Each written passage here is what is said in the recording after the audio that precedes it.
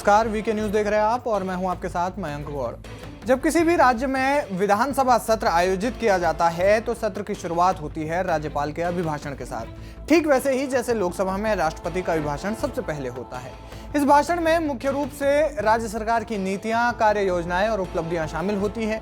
यह परंपरा लंबे समय से हमारे देश में चलती आ रही है, लेकिन तमिलनाडु में कुछ अलग ही देखने को मिला। अमूमन विधानसभा सत्र में राज्यपाल लंबा अभिभाषण देते हैं, लेकिन तमिलनाडु के राज्यपाल का यह अभिभाषण महज 1.5 मिनट में ही समाप्त हो गया। इस 1.5 मिनट में ही राज्यपाल ने तमिलनाडु सरकार की धज्जियां उड़ाकर रख दी और एक बार फिर से तमिलनाडु में राज्य सरकार और राज्यपाल के बीच तकरार बढ़ गई है। इतना ही नहीं, राज्यपाल आर.एन. रवि ने सरकार से खासे वे नाराज नजर आए। क्या है नाराजगी की वजह और क्या कहा उन्होंने अपने 1.5 मिनट के वक्तव्य में, जानते हैं।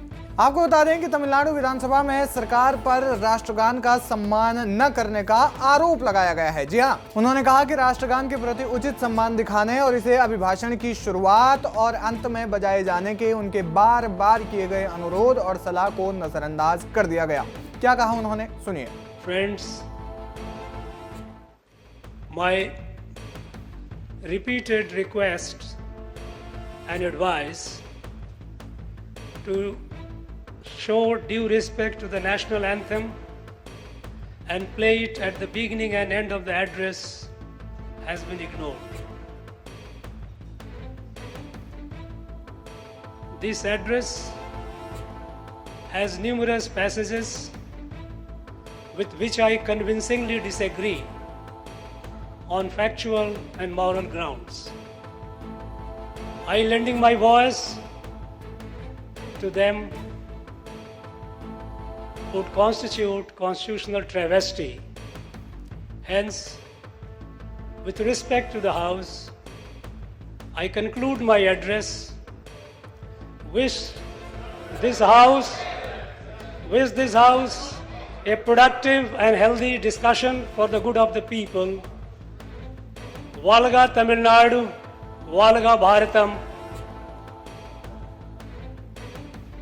जय हिंद, जय भारत, नंदन। इतना कहकर उन्होंने अपना वक्तव्य समाप्त कर दिया। आपको बता दें कि इससे पहले केरल के राज्यपाल आरिफ मोहम्मद खान ने भी अपना संबोधन चंद मिनटों में ही समाप्त कर लिया था। उन्होंने सीधे भाषण के अंतिम पैराग्राफ पर स्विच किया और वही पढ़ा। यह अभिभाषण करीब 61 पन्नों का था।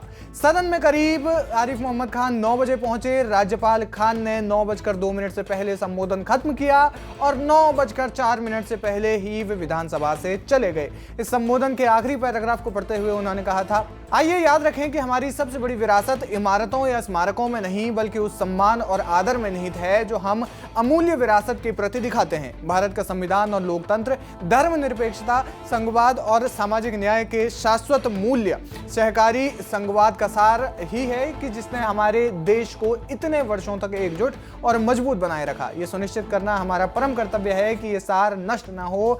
इस विविध और सुंदर राष्ट्र के हिस्से के रूप में हम अपने रास्ते में आने वाली सभी चुनौतियों पर काबू पाते हुए समावेशी विकास और जिम्मेदार लचीलेपन का ताना बाना बुनेंगे।